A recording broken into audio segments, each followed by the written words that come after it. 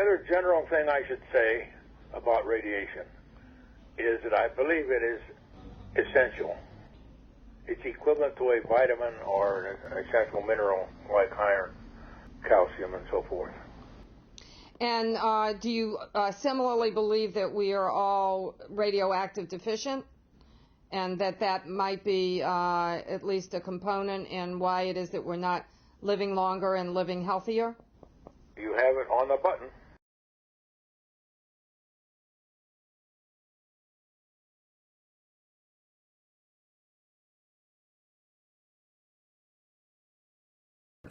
If you assume that a dirty bomb is threatening people's lives, which it cannot do, people are going to panic and trample each other. There is nothing you can do to a nuclear power plant that could create a significant public hazard. And if you read these safety reports carefully, they say that, but then they go on and say, but just to be careful, we'll assume that, you know, everything doesn't happen right. And the idea is that this will make it extra safe. But it isn't extra safe to assume that the world is different than it is. And if you're going to try to evacuate everybody in 10 miles or 5 miles or 50 miles or whatever you're talking about, you're going to create all kinds of problems, and people are going to get killed trying to run away and so forth. And the old alchemy, that's what we were doing. We were in the alchemy business, you know. There's nothing in the same class with nuclear. We're used to comparing things that are a few percent apart. But the energy density of nuclear compared to anything non-nuclear is factors of tens of millions, which means that you're in any non-nuclear system, you're going to be using huge quantities of material that has to be gathered up, transported, processed, and waste of a similar size dealt with. And that's a tremendous burden on the Earth, and it's also a tremendous cost that you shouldn't be having to run into. And a nuclear does its job, making almost no impact on the Earth whatsoever.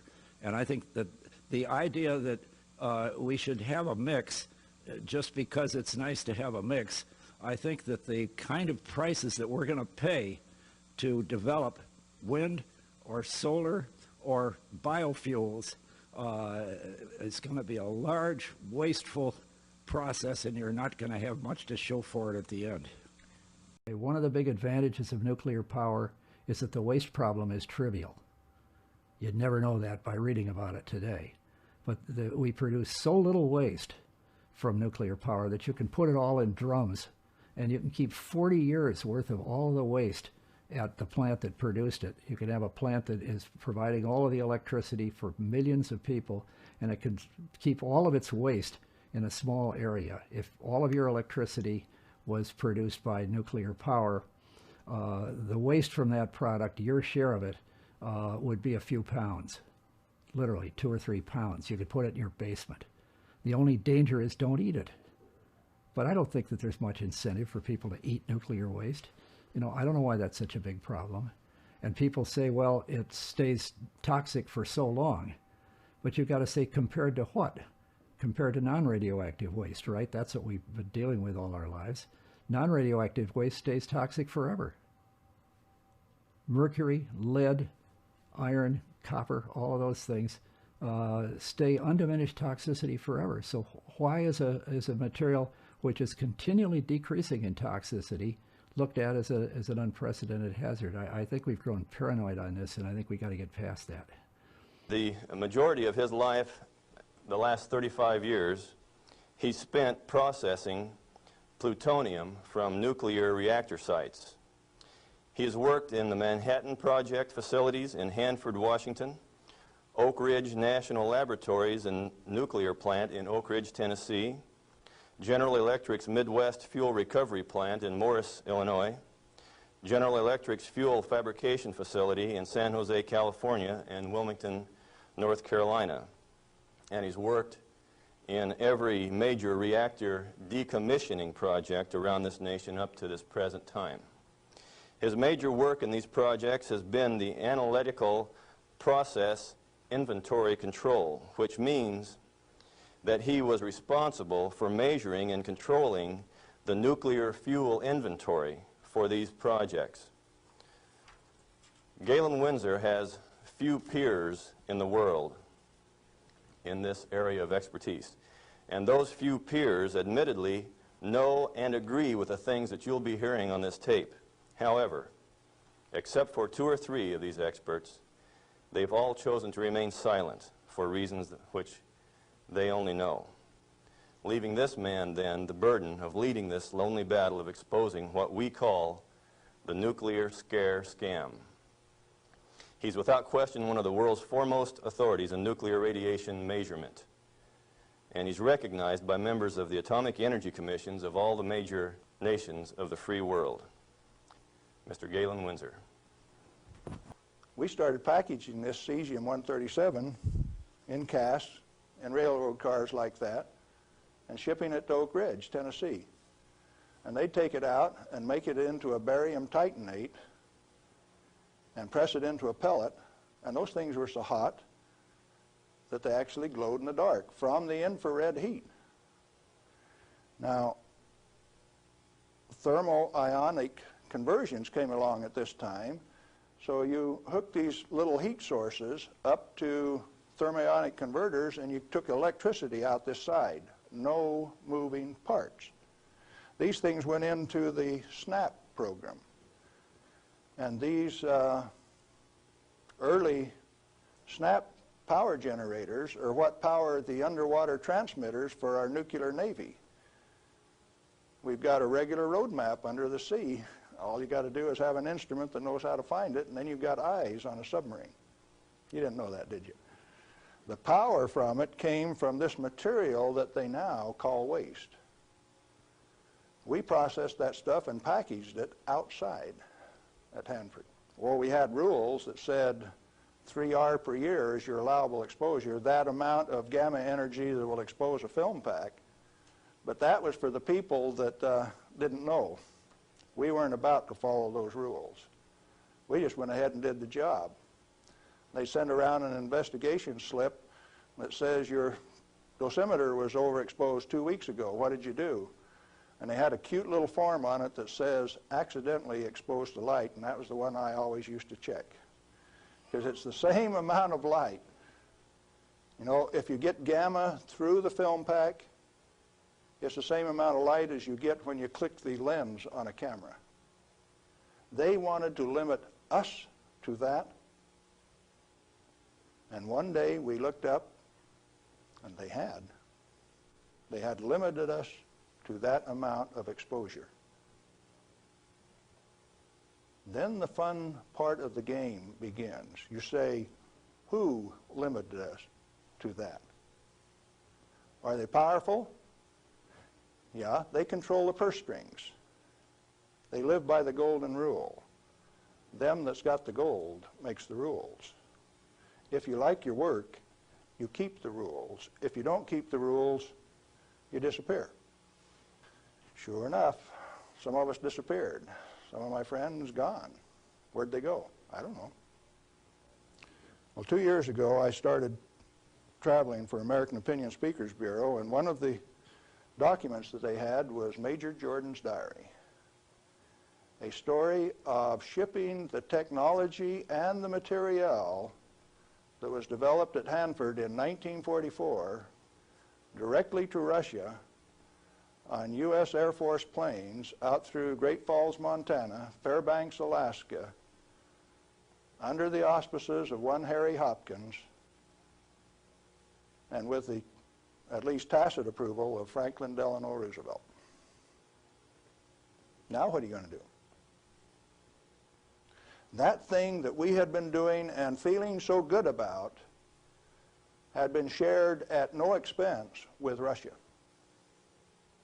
You go back and you check the record and you find Russia did not develop their own nuclear atomic weapon until 1949, even when we supplied them the material and the knowledge. 4 years after we touched them off at Hiroshima and Nagasaki. We weren't happy with that. We were just happy doing our job. Well, in 1965, General Electric was ready to leave Hanford. I'd worked for General Electric for that 15 years, and they took me out to California, San Jose, and we had in mind to design and build this nuclear fuel reprocessing plant at Morris, Illinois. They told me they were going to build it at San Luis Obispo. That's how they got me away from Hanford. But that was just to get me away from Hanford. I got to design the sampling analytical system for this plant. The sample cell was the hydraulic heart of this place. I got to dictate where they put the columns, how high the columns were in relation to my sample cell. One man standing in front of a lead glass window could sample any liquid stream in that whole plant. It took crews of men at Hanford to do the same thing. I wasn't happy with that, so I built an efficient system. I got to design that. I got to build it.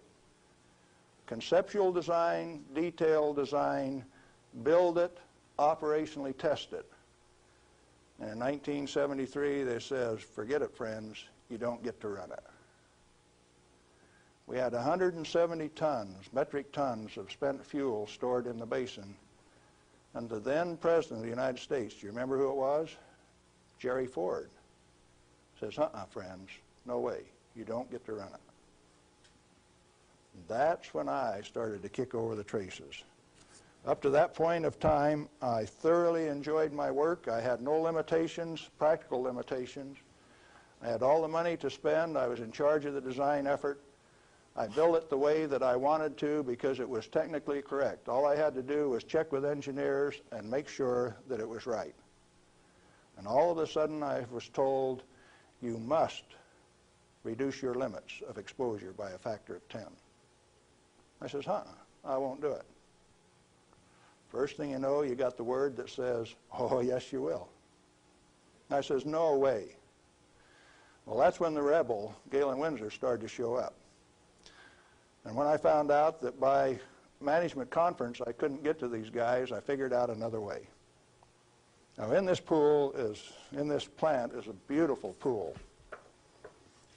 It's got a place to store spent fuel bundles till it won't stop. 660,000 gallons of water, demineralized, just as clear and pretty as it can be. Heated to 100 degrees Fahrenheit when the outside temperatures are -20, wind chill factors down to a -60, and I found out that I could swim in that rascal. You turn off the lights at night and it had a light blue Cherenkov effect. And this kid from Nevada that never could pass up a warm swimming hole used to go swimming in that pool. There wasn't anybody that had the nerve to swim with me, but since I was manager of safety and analytical services at this plant, it was mine to use. Oh boy. I found out that I could do that. I showed some financial types one time that I could stir that pool with my bare hand and check out through the same radiation monitors they did without triggering it. GE didn't like it. I got a letter from them that says, thou shalt not tell financial types that you can swim in the pool, that you can stir it with your hand, because if they find that out, they will steal the inventory. They will know that the inventory can be stolen. Oh, is that a valuable inventory? The same material that's labeled high-level waste by our current government, our current Congress. Now, plutonium is an interesting chemical element. It is created in a nuclear reactor. The Manhattan Project built 8 of these reactors at Hanford. The first one took 12 months from sagebrush to nuclear steam to build, and it had never been done in that size before. How could they do that? Why did they do it? To create this element called plutonium. Plutonium has been assessed as being the most hazardous material on Earth. Now, from the standpoint that you can make an atomic weapon out of it, yes, it is quite hazardous, because a piece of it that big, 2.5 kilograms, That's only 5 pounds, is the force that delivered 20,000 tons of TNT equivalent over Nagasaki. Indeed, it is hazardous. The one over Hiroshima that had fully enriched U-235 in it was 5 times as big. So plutonium is more dangerous than U-235, is it not? By a factor of 5. It takes 5 times as much U-235 as it does plutonium. Therefore, it is the most hazardous thing. Enter the great pretenders. They said that 5 grams of plutonium, properly distributed over the face of the Earth, would kill everybody on Earth. Now, if you can only get one 20-kiloton weapon to go on 2,500 grams, how's 5 grams going to kill everybody on Earth? Early on, I had a fear that said, if there is this much fissile material, that can undergo a chain reaction, we called it in the beginning, then if you set a match to it, all the fissile material in the world is just going to keep right on going. Totally unfounded fear. It turns out that when you're in this business of recovering plutonium, like we recovered so much of it at Hanford, we found out that if you have it in a solution where it's less than 5% plutonium, it won't go critical any way that you kick it. And when you get it to 100% plutonium, you better be careful. Because if you put it in more than a 5-inch diameter cylinder, you're playing with fire. You can undergo what is known as an uncontrolled criticality, accidental criticality. The air turns blue. If the cylinder is sealed, it will explode from steam pressure. And that steam pressure builds up in a millisecond, which is about that long. No, you don't horse with it. And then you find out that those 8-foot thick shielding walls on those canyons were put there because they didn't know how much was a critical mass. They says, if we make a mistake, we don't want to die, so we will provide the shielding. And so this shielding thing started for no other reason than they didn't know what was a critical mass. Well, through the years, we got pretty good at telling what a critical mass was. And I have worked in a plant where I had half a critical mass in this hand, barehanded, dressed in street clothes, half in this hand, wearing a lab coat, and I'd put this half in a pocket on this side and this half in a pocket on this side and walk down the hall. If those two ever got together, there would be a blue flash. They never got together because I was in between them. And we do that every day. And each half had to meet definite dimension characteristics. And so we'd take them down and pass them one half at a time, and they'd measure it and say, yeah, that one will pass. And then we'd pass them the other half, and that one will pass too. But they were carefully put in separate bird cages so they couldn't get together accidentally. Well, those of us who worked with it enjoyed it. We knew what we were doing. We worked at it. When the President of the United States decided not to operate that fuel reprocessing plant, I started scrambling to find out what was going on. Many things had been done in the name of health and safety. Don't get burned. You got to have a safety record. You have to be safer than anybody else. We were already safer than anybody in the whole world. Well, you can't afford to get burned with this. You've got to enforce the limits. You've got to keep it. And I says, hey, that's not what the ball game is at all. I'll bet you the ball game is something else. And in 1982, when the Congress passed the Nuclear Waste Policy Act of 1982, a guy by the name of Mo Udall, I don't know whether you people in Arizona have ever heard of him or not, authored that bill. It's called the High-Level Waste Disposal Act of 1982. The material he called waste is the reusable uranium fuel that I had been working on for 32 years. Needless to say, Mo Udall and I do not agree on whether that material is waste or not. The name of the game then is who owns the plutonium and how much is it worth? The government says bury it 3,000 feet deep in basalt, and we'll hold a contest among the states to see who gets to bury it. Oh? Why do you want to bury it? Did you ask the owners? Who is the owner of the plutonium? May I submit that it's most likely the nuclear power ratepayer. He is paid for the mining, the fabrication of the parent uranium, power generation, and is being charged in advance for its burial. If you're paying for it, to whom does it belong? How much is it worth? In inflated dollars, a ton of reusable uranium fuel contains useful metal isotopes worth upwards of $10 million a ton. Mo Udall says it's high-level waste. The value of reusable uranium fuel scheduled for permanent disposal probably exceeds the national debt.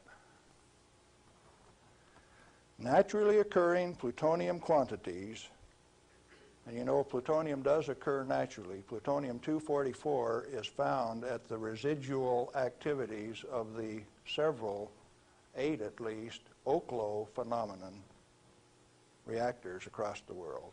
First one found at Gabon, Africa. Naturally occurring plutonium quantities have been enhanced by transmutation of uranium. That's the reason we built reactors in the first place.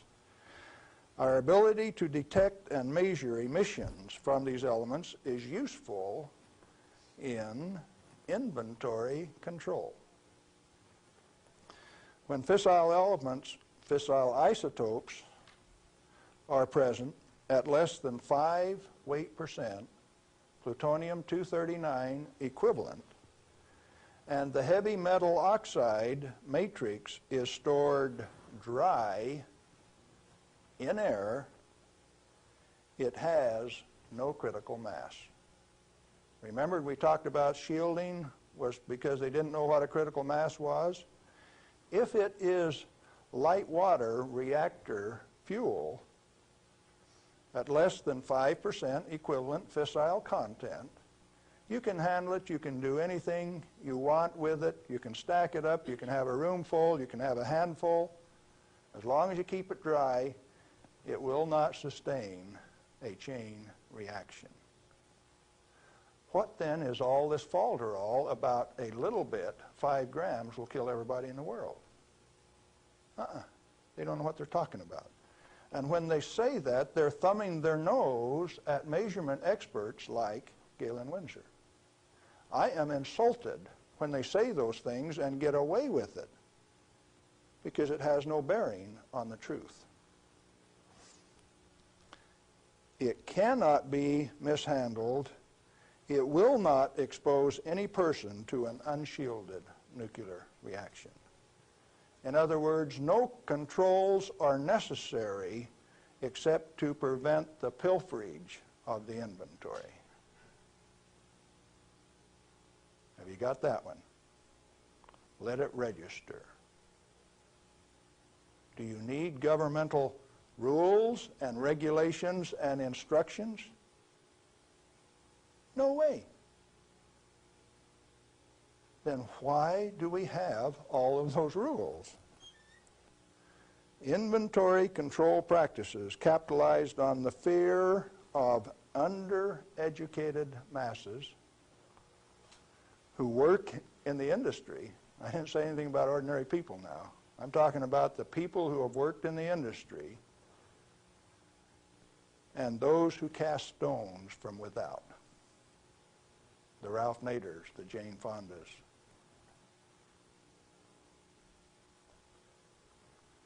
Now, it doesn't take you much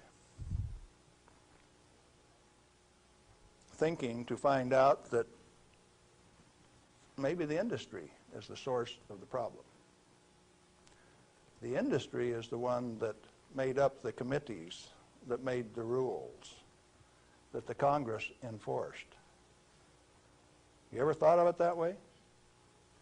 The strangest kind of feather bedding that's ever been dreamed up, it makes the railroad engineers look like pikers. The only amounts of fissile process materials that are of health concern to the handlers are those that can accidentally cause an unshielded nuclear chain reaction, or that will cause erythema from the shortest wavelength, highest frequency, and therefore the most easily shielded ultraviolet light emissions of the electromagnetic spectrum. Big words. Let's see what they mean. The emissions from uranium, plutonium, cesium, all of those things are only important if you assemble an amount that if you get this amount and this amount together, it can go critical. You can get a blue flash and therefore get burned. And that's happened 34 times in the business, and 8 men have died as a result of that. Accidental criticality. Documented in Los Alamos document 3611, if you want to check the source. Or if you've got enough of it together that it's giving off ultraviolet light of this particular wavelength and frequency without any intervening shielding, enough to burn you, sunburn you, erythema, reddening of the skin. If it's less than that, if the effect is less than that, then what is the problem? Excessive government regulation. That's what's the problem. Tritium. Heavy water. Deuterium is hydrogen 2. Tritium is hydrogen 3. If you let an inventory get away from you, what's going to happen to it out in the biosphere? Nothing other than it will become diluted and join the naturally occurring inventory of tritium, because tritium is created in the upper atmosphere by sunlight. We have a natural inventory of tritium. Then the only thing that happens when you release tritium, which is the trigger mechanism for bombs, it's the source of the push that makes it go, is that you lost a valuable inventory. Then what of these people that are pretending that a little bit of tritium is going to do you in? It is not so. What are those 2 points? Only if it is an economically recoverable concentration, or if it has a natural reconcentration mechanism.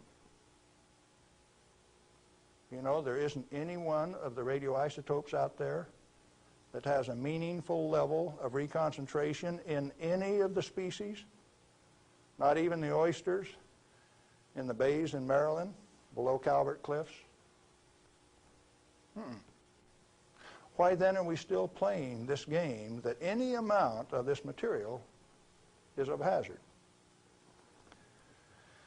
Reusable uranium fuel, which has been isotopically enhanced in power-producing reactors, is a valuable national resource, not a high-level waste.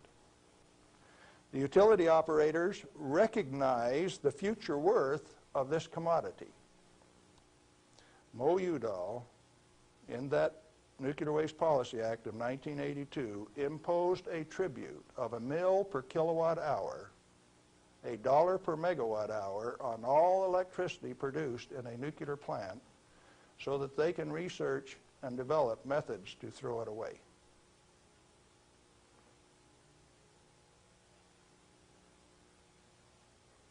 Why do the utilities willingly pay this amount to the Secretary of Energy? To limit their liability exposure.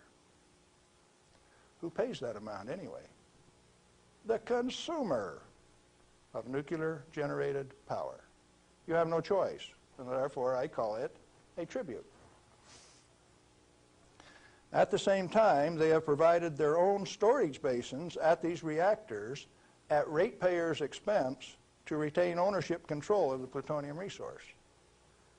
So you consumer, you ratepayer, you taxpayer, are paying for the storage of this fuel, and WNP2 at Hanford has storage that will take them through the turn of the century, and yet every day they are paying a tribute to the Secretary of Energy, with the concurrence of the United States Congress, and signed by the President of the United States in 1982, 83. Who was that? Ronald Reagan. They have provided those storage basins at ratepayer expense to retain ownership control of the plutonium resource. I started playing a game one day, 7 years ago. I says, okay, Portland General Electric, you've got the Trojan reactor, you've got a storage basin problem, I'm going to make you an offer.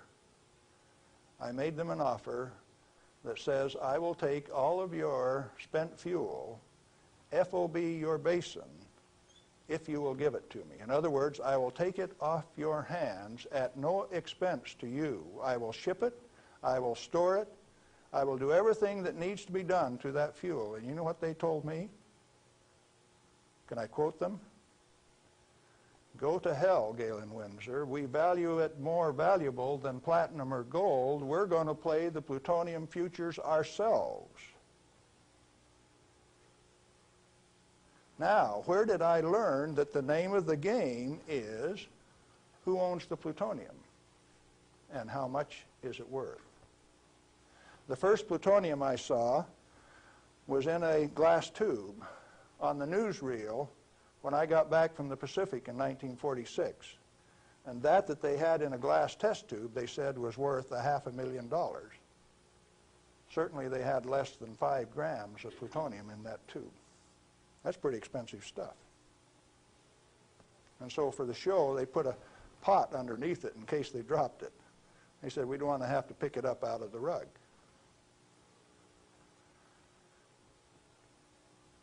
When it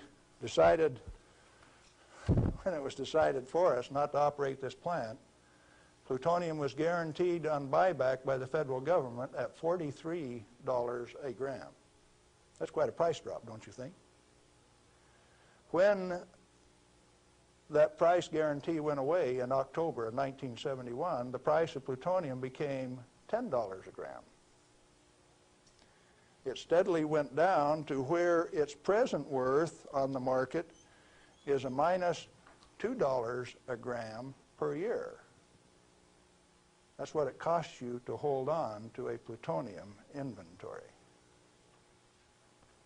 on a material that has been declared worthless by the utility owners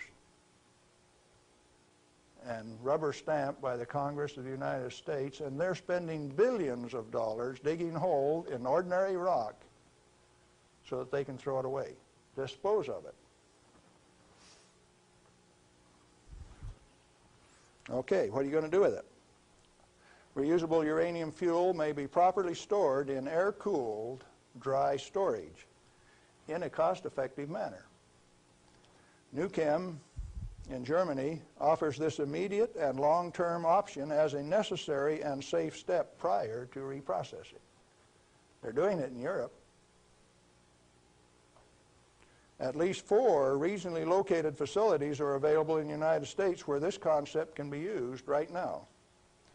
Barnwell Nuclear Fuel Plant in South Carolina, Midwest Fuel Recovery Plant in Morris, Illinois, this one, Nuclear Fuel Services in upstate New York, and Redox Processing Plant at Hanford, Washington. These fully shielded, already radioactively contaminated storage areas have secure, limited access. All have been operated under processing conditions of 10 CFR 50, and the MFRP has a 10 CFR 70 storage license, the only licensed storage facility away from a reactor in the United States. It singly, all by itself, is capable of storing all of the reusable uranium fuel that needs to be moved away from power reactors for the remainder of this century. We had that storage designed in 1975. Had the approval of the design. Why then are you spending money over here in New Mexico on the waste isolation project? Why are you spending money at Hanford at the basalt waste isolation project? Why are you spending money at Beatty, Nevada for storage when I can already store it in this building that's already built? I just named you 3 others that can do the job all by themselves too, and I know where there's 14 more buildings that can do it. What are we going to do? Redox and other excess facilities at Hanford are capable of dry storing all commercial REF until plutonium recycle, at least through 5% enrichment, is reestablished, or until the 22nd century, whichever comes first. RUF can be cost-effectively stored in existing facilities. Where does Mo Udall came off then, saying that you cannot use this plant for its intended purpose unless it is owned by the United States government. He has said that. The waste isolation projects are politically mandated wasting of national energy and construction resources. Plutonium proliferation by diversion of stored reusable uranium fuel is of minor importance compared to global availability of fully enriched uranium by laser isotopic separation. Let me explain that last thing that I said. Jimmy Carter said you can't ship plutonium to India, but in the same paragraph said you may ship them fully enriched uranium. Oh, Jimmy Carter, that peanut brain, what did he just say? He says that when the Israelis took out the reactor in Iraq, they had fully enriched uranium from France, and they says those rascals, those Iraqis, are going to take that fully enriched uranium, put it in that reactor, irradiate it to plutonium, and therefore have to recover the plutonium in a plant like this, and we stopped them when the fully enriched uranium makes a better weapon than the plutonium in the first place. Now, when the President of the United States says things like that, and when the press gives it credibility, I get insulted. And right after I get insulted, I get angry. And I've been angry for quite a while now. And finally, one day, I said, my own personal security is not important. I think I'll go tell this tale. All I want is to tell my story. The commodity that I communicate is called truth.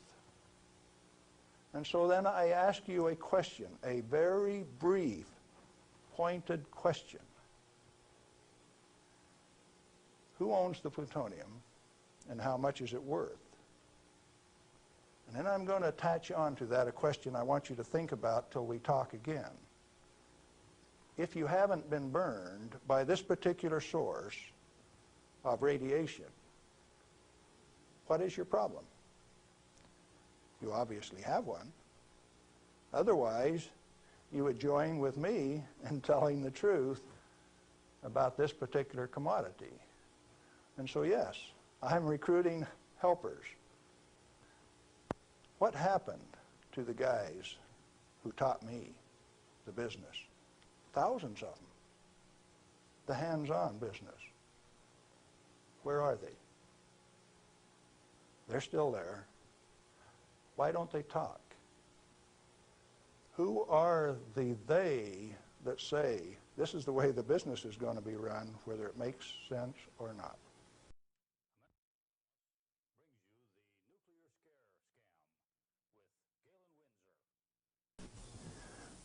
We're back with Galen Windsor, and we're talking about the nuclear scare scam.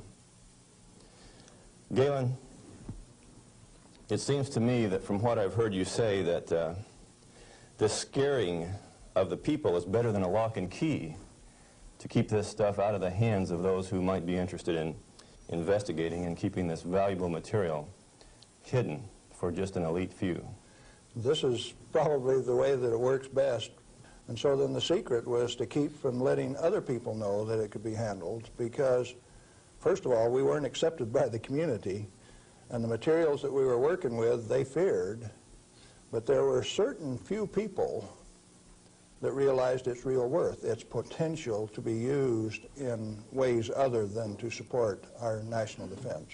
Let me ask you a question, Galen. Are you worried about do you have reason to be worried about your personal safety? Because the kind of people that you're describing here are powerful people. I wonder if you're still around. I wonder how much longer we can expect you to be in this game.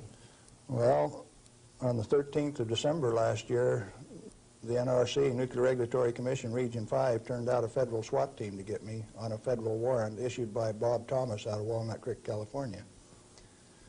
It was kind of funny in a way. They turned out this federal SWAT team at Hanford, and they had my picture, and alongside it says, "This is an irrational individual.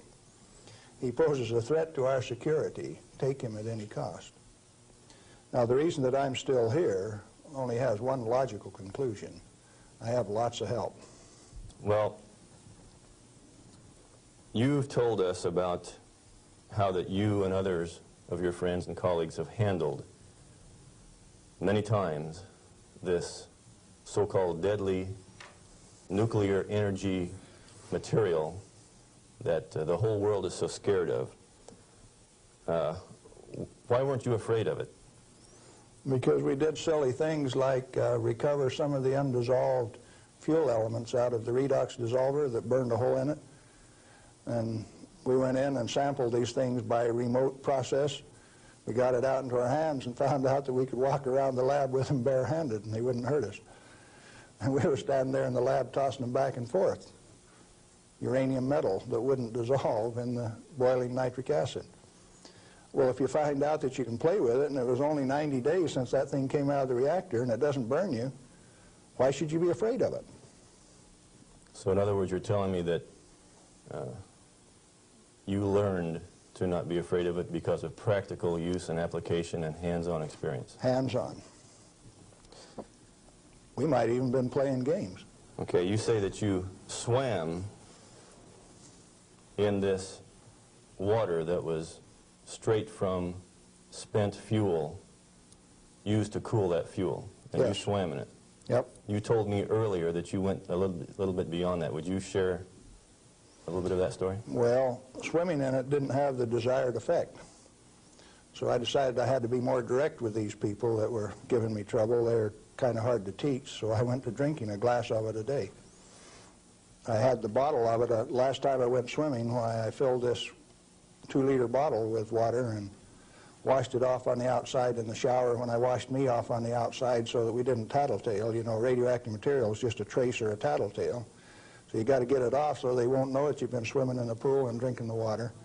So I took this bottle in and set it on my desk. And who would suspect that the manager of Safety and Analytical Service had a bottle of spent fuel pool water sitting on his desk, and he drank a glass of it every day. This was unheard of. Nobody ever did that crazy stunt before. How has that affected you, Galen? Well, as near as I can tell, it made me about 6'4" in my cowboy boots, 210 pounds, and really quite a nice fellow. All right. What then happened as a result of your doing this strange experiment on your desk with this water? What was the result? Can corporations have a heart attack? I think General Electric had one, because after they ran me through a whole body gamma scan in December of 1974, by the time I got out, because I had a plutonium lung burden and it took 45 minutes to an hour to count that, everybody on site knew that the manager of safety had been swimming and drinking in the swimming pool. the spent fuel storage pool, had cesium-137 at a ferociously high level. It even exceeded the NRC's limit. And I'd been drinking it. They knew the fat was in the fire. Now, where do we go from here? Well, first of all, I got a poison pen letter from the people in San Jose. And he says, "Thou shalt not do those things. They'll find out that the inventory can be stolen." Well, that didn't sit very well with this cowboy, because nobody tells me what to do, particularly when what I do is right and hasn't harmed me. Who are they to tell me what I want to do? It just didn't sit very well. I was going to do something about that. What was your motive in this? Correct information. As an expert in the measuring system, why, it was very obvious that I knew the parameters of inventory control, the disintegration rate of each of these isotopes, how to measure them. That's how we regulated our inventory. And to have these rascals come along and start playing games with the information that I was very expert in, that I had designed the analytical system for this plant around, disturbed me a little bit. No, it made me fighting mad, and I got angry. And I have to admit, in retrospect, that for the next 5, 6 years, I was more than angry. I was hard to live with. Just ask my wife. Well, in your estimation, then, how dangerous is a nuclear reactor plant? A nuclear reactor plant is just a way to boil water that's the cleanest, neatest, most economical way to boil water that you've ever seen.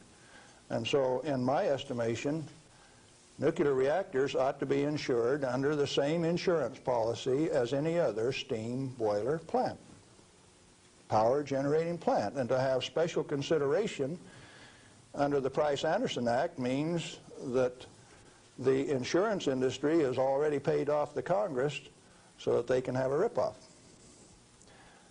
charging ever in higher and higher insurance premiums, total coverage much, much greater for a non-existent risk. What a racket. Can a nuclear plant explode?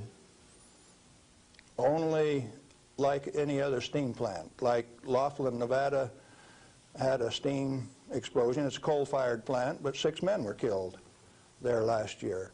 That could happen at a nuclear plant, but as far as an atomic explosion, good heavens, no. No way. What kind of accidents can actually happen at a nuclear reactor generator plant? You could lose your moderator, and the reactor would shut down, the control rods would stick in, and you wouldn't be able to start it up.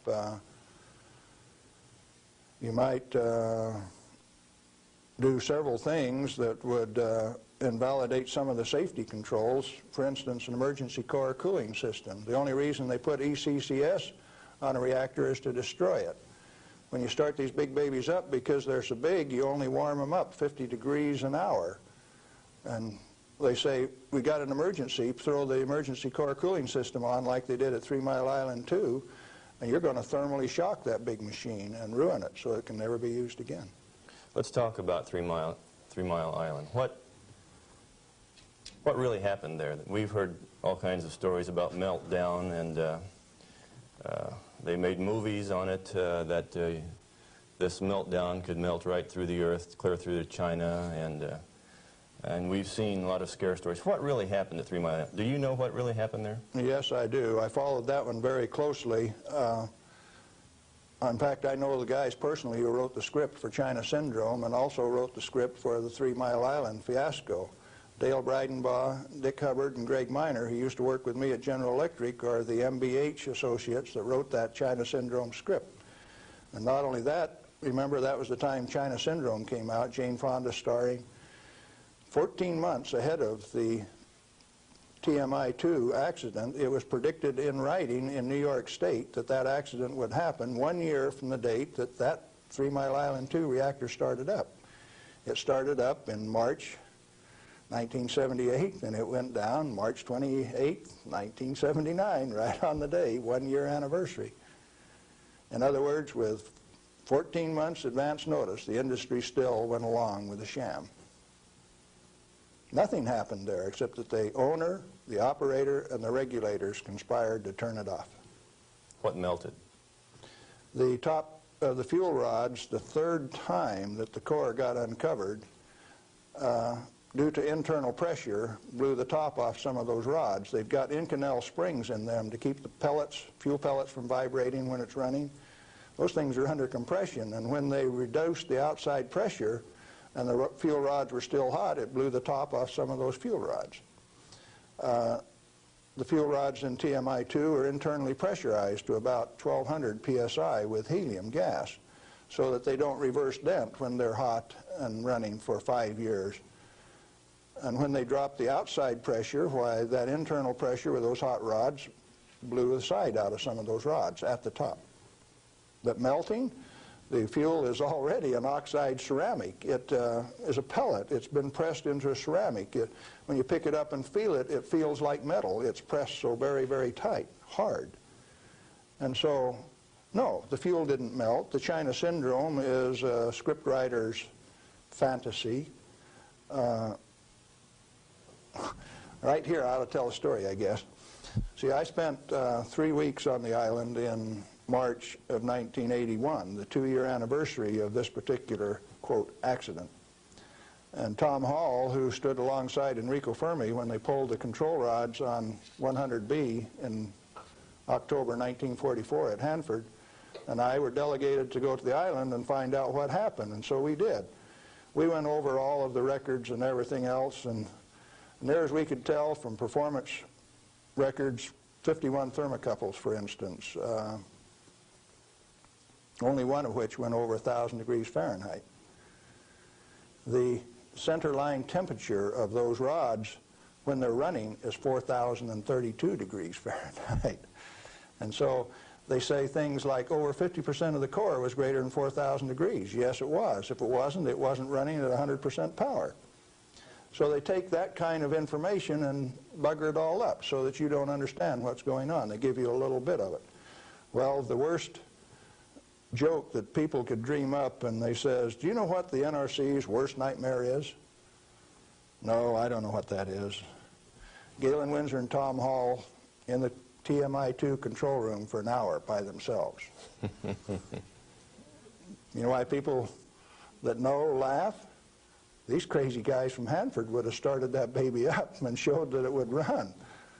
We'd have started it up, and they were afraid of us. So there was no accident at 3 Mile Island? No, they did it on purpose. Shut it down. Very interesting. Can nuclear radiation cause mutation in people and animals? If a cell gets too much radiation, it dies. And so if it is a sperm or an ovocyte, why, they die. They don't reproduce, and there are no mutations. I think the good Lord built that safety factor in. So you're saying that mutation in future generations is an unfounded fear? Yes, and the studies of the people at Hiroshima and Nagasaki have borne that out. Those people do not have that. Now, they showed the immediate effects of too much radiation. The women who were pregnant the embryo showed the effects of very similar to rubella, measles. Some deformity, certainly, from that radiation insult. But that's not the kind of mutation that's going to go on to the next generation. Galen, what and where are these burial sites, and what's in them for this so-called nuclear waste? I've been hearing stories about stainless steel containers buried in concrete under the ocean, boiling for over 2,000 years. That sounds like a real story. Let me start out by saying there are no nuclear waste, only materials created in a reactor to be recovered and used beneficially. Now, high-level waste is radioactive and self-heating. And so fuel, reusable uranium fuel, fits that definition. But if you disregard its intrinsic worth, why then, yeah, it would fit the definition of high-level waste. But let's say there isn't any high-level waste, only material to be recovered and used beneficially. Then what's the low-level waste fiasco? That's an excuse for a federally mandated, non-inspectable disposal system so that organized crime can get rid of any evidence that they want and it can never be dug up again. They're afraid to look in there. Not afraid. They don't want you to. They've got rules on the transport so that if you have an accident with a low-level radioactive waste shipment, why, you call out all of the state police and you make sure that nobody looks at it, that nobody gets exposed, that there's no spreading of the contaminated material. And it's also that you don't find out whose body's in that drum. The situation got so bad that the smell of human flesh was so great that they made it so that you could ship animal biological waste in refrigerated vans so that it wouldn't stink up before you got it buried. What is then in these low-level or high-level or whatever containers under the ocean? Nothing. But if you see, they were one time dropping barrels of radioactive waste off barges in the ocean. Do you know what was in them? Not high-level self-heating radioactive waste. Probably had a few bodies and a few guns and a few knives and a few evidences in them too. If you drop them in the ocean, they are truly disposed of. So you know there's an international trade in that right now? You can't do it in the United States, so they transship it across the ocean to South Africa and they can bury it offshore. So what is in those drums? Well, that's what you're telling me then, that I needn't worry about boiling drums under the ocean for 2,000 years. No, no way. Thank you. I'm glad to know that. Well, one more question, Galen. What do you feel like a good portion of these men in Congress know this already? I know they do. I went there 4 years ago and sat down with the Senate legal staff and told them my hour-and-a-half-long sad story, and Sam Bollinger, one of the lawyers, stood up and he says, Galen, if I understand you right, why, you want us to have President Reagan snap his finger and make this thing come up straight. And I says, hey, Sam, terrific. Go ahead and do it. He didn't take that challenge. He says, no, I'll tell you what, Galen, industry likes it the way that it is. I said, Sam, you really know how to hurt a guy. And he says, well, if we change it, what are we going to do for an encore? Yeah, they're fully aware that this thing goes on as far up as the President of the United States. It's the way that industry wants it. The industry is its own problem then. So the question is then, what is the industry? What is the real story here? Is this an industry of nuclear energy? The industry has been ripping it off for years and years. In 1975, we knew that large nuclear reactors were dead, that large is not the way to go. The way to go is small, mass-produced nuclear reactors sitting right in the middle of town, one every 10 blocks, producing power. We haven't built a reactor right yet. It's time that we do it. Why haven't we? Because of a federal energy cartel. These guys control the amount of electricity, the availability, and the price. And they say, you do not have a choice. I have a choice. I'm going to take one of those decommissioned nuclear subs up in Puget Sound, refuel it, and generate my own electricity. Save the government $5 million because that's what they want to throw them away. I will use it for my own power plant. Quinn Millian up in Omak, Washington, and I are moving on that, and if one of these days I hook one of them up to Pier 91 in Seattle, don't be surprised. Well, good luck.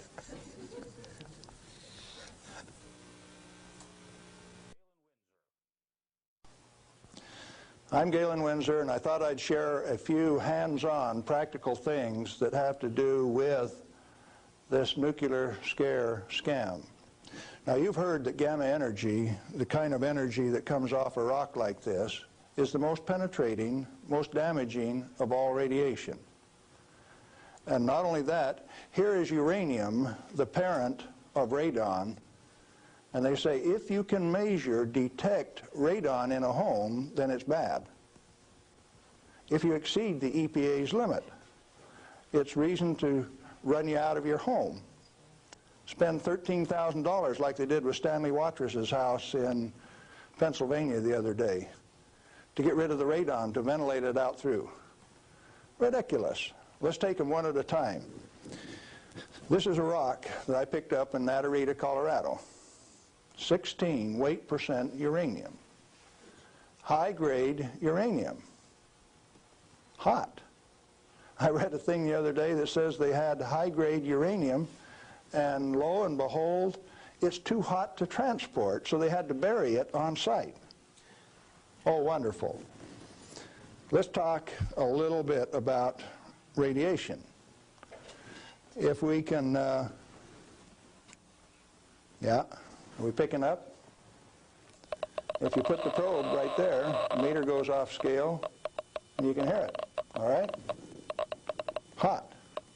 Radiation, gamma radiation is the most penetrating of all radiation. Oh, is it? All it's got between the rock and the probe is my hand. Doesn't count so pretty much, does it? What if I put the rock behind me?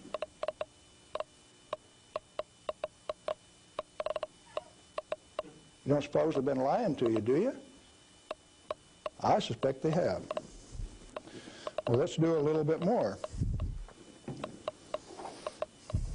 I got a black bottle. This stuff comes in white bottle. A bottle of NoDoz. You can send children down to the drugstore to buy NoDoz. All they need is money. In this are 660 white caffeine pellets. And this one is uranium oxide, U3O8. You can't buy it for love nor money. The state of Washington sent 2 of their Gestapo agents over to my home to confiscate my uranium samples on the 17th of December last year. Got a challenge. I'd like to have somebody in the room volunteer to take all of this bottle or all of this bottle. The only thing that I'll tell you is that one of them won't hurt you and the other one will kill you. Do you want the white stuff or the black stuff? White stuff? You do. There's enough in there to kill 4 men your size. The government says we got to ban this material. It's radioactive. Let's check it in the bottom of the bottle. Not very radioactive. Let's take the cap off. Oh goodness, very radioactive. This instrument will only count gamma, energy. It's just energy. Light's coming from those lights, only you're getting lots of infrared from the lights as well as ultraviolet. Energy response, and it's very carefully damped to only discriminated so it only gets the energy that comes from this. I don't want it to respond to a light, just to this. Cost me $1,000 to get an instrument that will just respond to this and not to that. This is radioactive by any definition. Radioactive material giving off radiation that is read by an instrument like this. The daughter of this, radon, cannot be read on this instrument because it gives off alpha particles. An alpha particle is a dye-positive particle that comes from the nucleus. It has 2 protons and 2 neutrons, therefore an atomic weight of 4, and it's minus 2 electrons. And if you grab it with a high ionization potential counter, it'll count. But if it travels 2 inches in air or through a piece of paper, it picks up 2 electrons, 2 beta particles, if you will, and becomes helium gas, and it won't count on an ionization chamber. Did you know that this thing right here is giving off helium gas? Alpha comes from uranium. Okay, radioactive material. You pour it out in the hand, and that's radioactive contamination. Is it radioactive? Yeah, it is. Very radioactive. Now, decontamination is nothing but scooping it back up and putting it into the bottle. I just now decontaminated my hand. No, I didn't do such a good job. Not good at all. Is it still radioactive? Yeah, that's called residual radioactivity. Now, under the decontamination rules of the government, when you decontaminate somebody like this that's that contaminated, and this is certainly a reportable incident under current DOE regulations, when you decontaminate him, it has to go down a controlled drain so that you don't disperse radioactivity. Do I qualify as a controlled drain?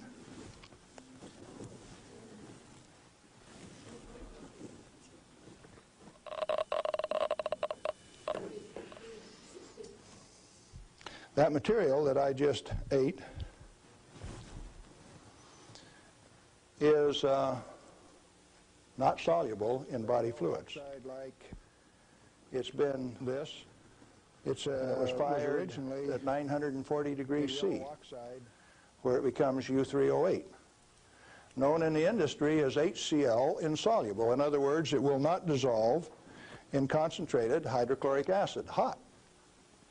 Your stomach has 10th normal hydrochloric acid in it, so it won't even dissolve. The stuff is so fine that it has no texture to it. Doesn't even feel rough. So it's tasteless, odorless, has no texture. How's it supposed to hurt me? Because I've been eating this on lecture tour for 2 years, the state of Washington felt it necessary to confiscate my uranium samples so that I would be safe. Dr. Fulton from the Hanford Environmental Health Foundation called up and he says, "Hey, I heard one of your guys OD'd on uranium today, Galen." And we talked for a little while and he says, "Oh, that was you." And I says, "Listen, I can eat all that stuff I want." He says, "It'll ruin your kidneys." "How are your kidneys?" "They're fine." "Well, you should have been chelated within 4 hours. And I mean, you guys are going to follow me around the country and give me chelating agents every 4 hours after I eat it on lecture tour?" He says, "We'll give you any medical assistance that you need, Galen. We don't want anything to happen to you." I said, "Did that include turning out the federal SWAT team 4 days ago to get me?" Where are these guys coming from? Well, here's a piece of metal. Density of 19, 19.0. If you know your chemistry and physics, you know that there are only two metals that have that density: plutonium and uranium. Radioactive, pyrophoric, density of 19. Outside of a laboratory, most of you can't tell me whether this is uranium, plutonium, or a mixture of the two.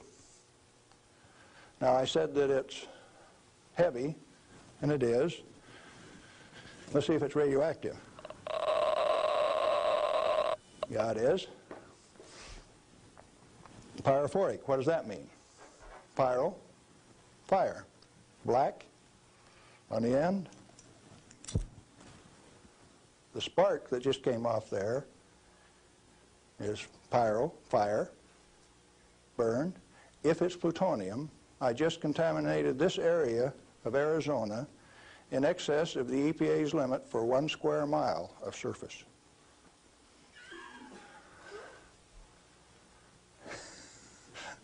Somebody laughed. It's serious. The end of progress altogether says that I just contaminated you in excess of the limit for 1 square mile. It's now silver on the end. Tomorrow it'll be black because it self-oxidizes, this black color like this, all by itself. Plutonium does that and uranium does that. Is it hazardous?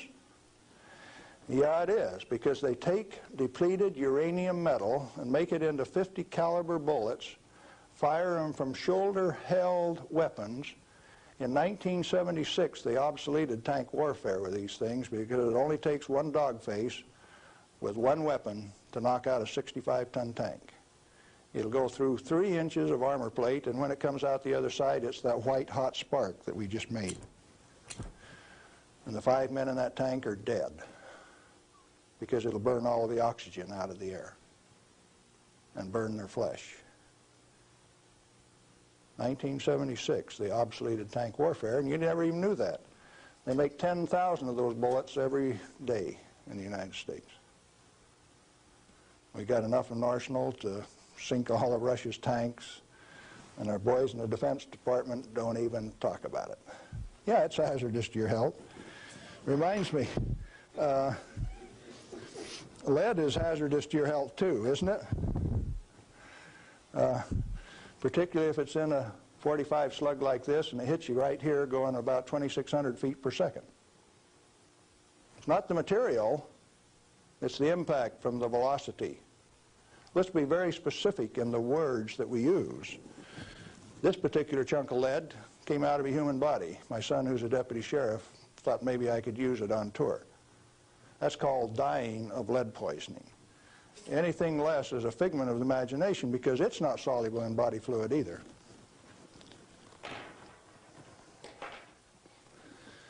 This is a pellet of cobalt-59. If you put it in a reactor into a neutron field, you can convert cobalt-59 to cobalt-60, which gives off a gamma. It becomes the source that doctors use to irradiate patients to 7,000 Roentgen for one patient. The total dose absorbed by radiation workers at 3 Mile Island in the last 6 years is something like 1,500 Roentgen. 5 times more given to a single individual in a doctor's facility. Now, do you know why I say that the federal regulations are absurd? And if you live by those federal regulations, maybe you're being absurd too? Now, a pellet of cobalt-60 this size got shipped by mistake to Mexico, got diluted into 5,000 tons of iron. Some of the reinforcing rod came up to Los Alamos, New Mexico, and they says, hey, that stuff's radioactive. Understand that this single pellet diluted roughly a factor of 1 billion was what they were reading on a detector like this at Los Alamos. And so they pulled back table legs that were in Spokane, Washington, made out of the same batch because it was hot and radioactive and it would burn you. When the pellet itself could be held in your hand like that for a few minutes without it burning you. Now, Christ walked the earth 1 billion minutes ago. If I could stretch this pellet out into a wire and it went clear around the earth and right back here to Phoenix, 1 billionth of this amount is 1.7 inches of that wire so stretched out. Stagger your mind? It ought to. Now, let's try a little game. The EPA says that 5 picocuries per liter of air is the limit for 222 radon.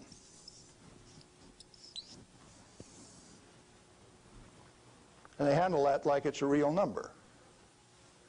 Madame Curie says that 1 gram of radium equals 1 Curie equals 2.22 times 10 to the 12th disintegrations per minute, and that's the basic definition of radioactivity. How many disintegrations is this? Should we find out?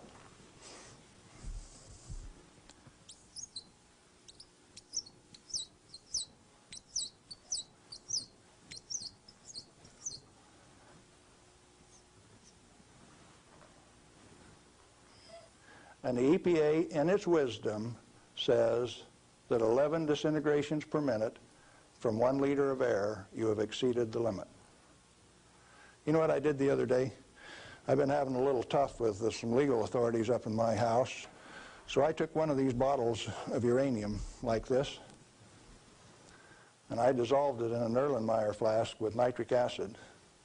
And I got a crack in the basement floor, and I squirted that whole bottle into that crack on the basement floor in acid solution so that it'll drive that counter off 3rd scale any place along a 10-foot section of that crack that I put. When they bring the radon measurement in there, you know what the radon's going to do? It's going to go off scale in their measurement. It won't go that high. If Watrous' house with 17 times this limit in it was caused to spend $13,000 and give it national TV coverage, press coverage, think what Galen Windsor's house is like. I went to the trouble to notify my congressman about it, Mike Lawrence, the manager of the Department of Energy in the Pacific Northwest, my state representative, Ray Isaacson, and a few other astute people, including the banker and the lawyers and the appeal court. What are they going to do with that? I set them up on that last Thursday, and I come down to Phoenix, so I escaped the falderall. What I'm saying to you is that the federal regulations are absurd. The congressman that put them into place ought to be fired. They ought to be sent home. The regulators, what do you do with them? Quit paying them. The taxpayer, the electorate, elects those people to go out and do a job. Why do you continue to pay them when they're teaching you baloney? When they're putting in regulations that don't make any sense? Cut it out. Quit paying them, fire them, send them home. The term I grew up with says can them. Is it easy? Apparently not. You haven't got the job done. Majority of the Congress is irresponsible, amoral, atheistic, irresponsible. Let's see, how many more adjectives can I drum up? But that many. Let me tell you. We as the people sent a bunch of rascals out to the energy store with a signed blank check. And we say, hey fellows, if you run out of money, just go build us a good power plant. If you run out of money, come back and we'll give you another signed blank check and guarantee the payment out of the ratepayer's pocket. Tennessee Valley Authority has the most nuclear reactors of any outfit in the place. Not one of them has produced any power since last August. Browns Ferry 1, 2, and 3 in Mississippi hasn't produced any power since last March. And they don't plan on producing any power at Browns Ferry until mid-year in '86. At $1 million a day in lost power revenue per plant and held off in the name of health and safety? Now tell me we didn't send rascals out to the energy marketplace with a signed blank check. They're still getting paid. Those reactors are all fully fueled, fully staffed, and just sitting there. Who's getting taken? The ratepayer. You're still paying more and more for your electricity all of the time. Now, Bonneville Power Administration says that 57% availability is okay for a nuclear reactor. Maine Yankee is often run at 103% availability, which means it's running over nameplate rating. Enough days out of the year that its average availability is 100%. Bonneville Power Administration of the Department of Energy says that 57% availability is okay. That means that you can let those things set down 43% of the year, and that's judged as an acceptable performance on the part of the government. There's an obvious answer. Get the government out of the energy regulating business. Turn those plants over to people who will run them efficiently 100% of the time.